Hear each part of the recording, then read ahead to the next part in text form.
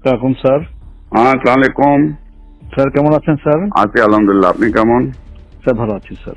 আমি আপনাকে একটু আগেও বলেছিলাম জি স্যার। এখানে একটা সমস্যা হচ্ছে, হয়তো আপনার অফিসটা একটু বুঝতেছে না। ইউ সি, নর্মালি আমরা যখন ওয়ার্ক পারমিটটা দেই, জি স্যার। ওয়ার্ক পারমিট বিডা থেকে যখন আমরা রেকমেন্ড করি, জি স্যার। তো এনএসআই এর মেন জবটা হইলো to look at it from a security angle, G sir. that whether these people have any security risk or not, and আপনারা আপনার ক্লিয়ারেন্স পান। ট্রেডিশনালি এটাই হয়ে এসছে। জি স্যার। আর আমরা করতেছি কি, আমাদের একটা লেড আউট পলিসি না থাকলেও আমাদের থার্ড পার্টি যারা অনেক জায়গা হয় কি, স্পেশালি আপনার সফটওয়্যার কোম্পানিগুলিতে, জি স্যার। তারা এখানে কন্ট্রাক্ট, গভর্নমেন্টের কন্ট্রাক্ট, অন্য কন্ট্রাক্ট পায়, তারা কিন্তু as worker they bring in not direct work permit people হিসাবে, they bring in as contract workers. Sir sir. তো একটা কোম্পানি আপনার সাথে বোধহয় দেখা করেছিল, আমি আপনি টাইম দিলে she will meet you again.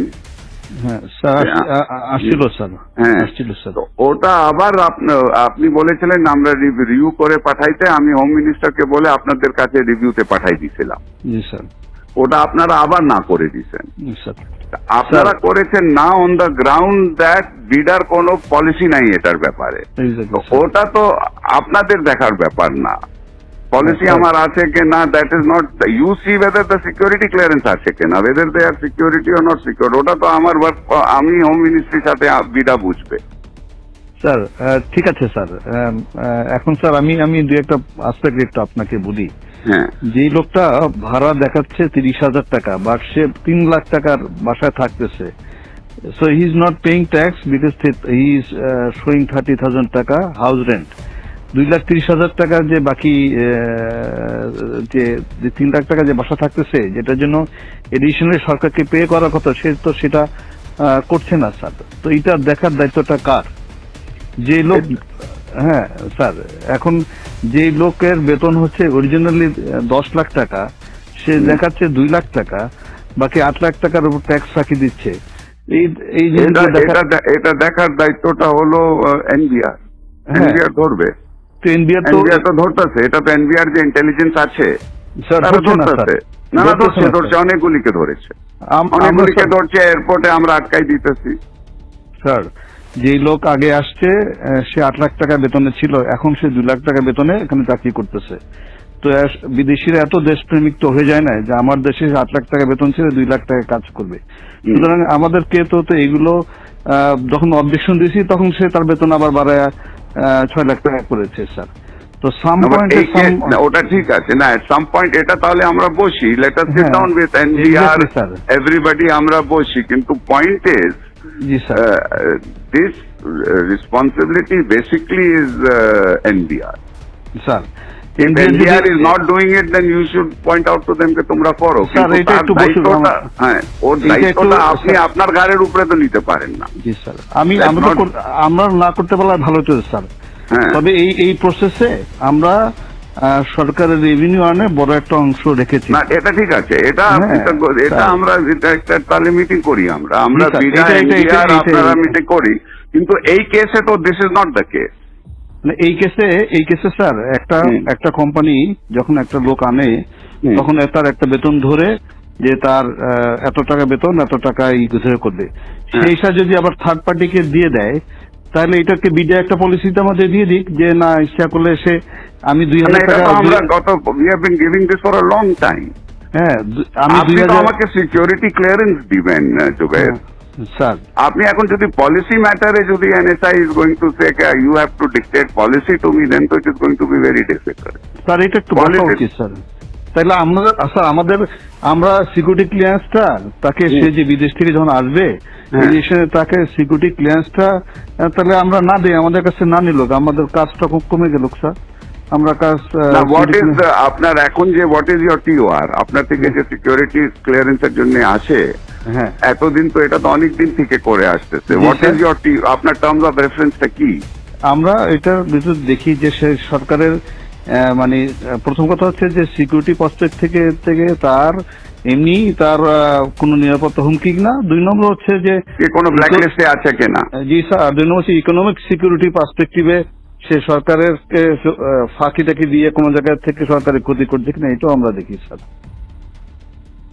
এখন আমরা যদি বলে সরকার যদি বলে না এটা দেখার দরকার নেই, আমরা ক্লিয়ারেন্স করতেও রাজি নেই স্যার, আমাদেরকে অনেক ইম্পর্টেন্ট কাজ আছে। কিন্তু যখন একটা লোক ফাঁকি দিয়ে যার বেতন 10 লাখ টাকা, সে 2 লাখ টাকা বেতন দেখায় বিদায়ের সাথে হাত মিলায়া সে যখন সরকারকে ফাঁকি দিচ্ছে, তখন কেউ না কেউ তো দায়িত্বটা নিতে হবে স্যার। না না, বাট এটা তো আপনার ঠিক আছে, আমি দেখি, আমি প্রিন্সিপাল সেক্রেটারির সাথে কথা বলি। জি স্যার, আমার যতদূর মনে হয় দিস ইজ নট, এতদিন তো ছিল না, এটা তো নতুন, আপনি ডিজি হয়ে এই প্রবলেমটা আমি 2009 সাল থেকে এই প্রতিষ্ঠানে আছি। I work as director external, এবং যারা এরকম ট্যাক্সের ফাঁকি দিচ্ছে এই বিষয়গুলো সবগুলো আমরা এইভাবে করে ধরেছি, এবং আমরা যখন অবজেকশন দিয়েছি ওরা আবার বেতন বাড়ায়, যেটা লিগাল যে পায়, যে বাড়ি ভাড়া যা 3 লাখ টাকা দিয়ে করতেছে সে তখন 3 লাখ টাকা বাড়ে ওটার উপর সরকারকে ট্যাক্স দিয়েছে স্যার। চিটাগাং পোর্ট দিয়ে স্যার হাজার হাজার গাড়ি আসে, ওগুলো আটকাই ওরা ট্যাক্স দেয়। So I am adding value tax to the government. Although এখন বলবেন যে না এটা তো রেসপন্সিবিলিটি নয় স্যার, এটা যদি সরকার বলে দেয় যে না এগুলো করার দরকার নেই, আমরা কিছু করবো না স্যার, আমাদের কাছে ক্লিয়ারেন্স না পাঠাইলেও তো হবে না স্যার। কিন্তু বিডা আমাদেরকে বলতে হবে যে তারা যদি জাস্টিফাই করে যে একটা লোক বিডা যদি কম্প্রোমাইজ না হয় আমাদের তো কোনো অসুবিধা নাই স্যার। আমাদেরকে একটু ক্লিয়ারলি বলে দিক স্যার যে একজনের জন্য নিয়ে এসে আরেকজনকে দিতে পারবে, বা 2-3 হাত ঘুরে এসে লোক কাজ করতে পারবে, আমাদের কোনো অসুবিধা নাই স্যার। একটা মিটিং হলে ভালো হয় স্যার, আমাদের জন্য সুবিধা হয় স্যার। আমি দেখি, আমি একটা মিটিং এর ব্যবস্থা করি, আমি প্রিন্সিপাল সেক্রেটারির সাথে কথা বলি। এটা একটা we need to get A clear guidance on this. এবং আমি স্যার 2009-12 বছরে এই পজিশনে চাকরি করতেছি, এবং এইভাবে আমরা কিন্তু ক্লিয়ারেন্স মানে যেগুলোতে কম হয় না আমি অবজেকশন দিয়ে আসতেছি কিন্তু। এবং এই প্রতিষ্ঠানটা একটু ম্যানিপুলেশন বেশি চেষ্টা করতেছে, এবং বাট আমরা এরকম কেস খুব রেয়ার পেয়েছি যারা একজনের জন্য নিয়ে এসে, আমি নিয়ে আসলাম একজনকে বিদেশ থেকে, এসে আবার আর এক কোম্পানিকে দিলাম, এই কেস প্রথম আমরা পেয়েছি। বিডা আমাদেরকে বলে দিক যে এইটাতে কোনো অসুবিধা নাই, আমরা সদস্য দিয়ে দেবো, বিডাও ক্লিয়ারলি বলে না। ঠিক আছে, আমি দেখি। আর আপনাকে একটু জানাচ্ছি, BIDA is a compromise organization sir, মানে ন্যাশনাল ইন্টারেস্টে শুনেন, আপনার NBR is also compromised organization. Exactly sir, আপনার civil aviation is a organized organization. আপনার সব থেকে বড় কম্প্রোমাইজড অর্গানাইজেশন ইজ দুদক।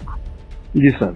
আচ্ছা, আর আপনার অর্গানাইজেশনও কম্প্রোমাইজড আছে স্যার? এখানে তো আমার বাংলারই আছে স্যার। আপনারও কম্প্রোমাইজড আছে। আপনার লোক যখন নিতে যায় ক্লিয়ারেন্সের জন্য, ব্যাংকের যে ডাইরেক্টরের জন্য আপনার থেকে ক্লিয়ারেন্স নেয়, আপনি যে জুনিয়র অফিসারকে আপনার গ্রামে গঞ্জে পাঠান আমার সম্বন্ধে খোঁজ নিতে, তো সেও কম্প্রোমাইজড আছে ওখানে। বাংলাদেশে কোন জায়গা কম্প্রোমাইজ না? সবাই মিলে একটু ভালো করার চেষ্টা করতেছে, সেটা করেন, কিন্তু ডোন্ট সে দ্যাট কম্প্রোমাইজ আপনার অর্গানাইজেশনটাও is compromise. I can give you examples where your people have gone and to give a clearance certificate, how much money they have charged. Sir এটা আছে স্যার, আমি অস্বীকার করছি না স্যার। তাহলে আপনি বলতেন বিডা ইজ কম্প্রোমাইজ, সবাই কম্প্রোমাইজ আছে। আর don't tell me BIDA is compromise, you are also compromise. Sir you want examples, I can give you example. Sir আমাদের টিআর থেকে এটা বের করতে দিলে আমরা উই আর হ্যাপি, আমরা ক্লিয়ারেন্স ঠিক আছে। আমি let me talk to principal secretary. I'll have a meeting to find out exactly where we are. এটা তো we have to understand it. Yes sir. Sir, thank you sir. Assalamu alaikum sir.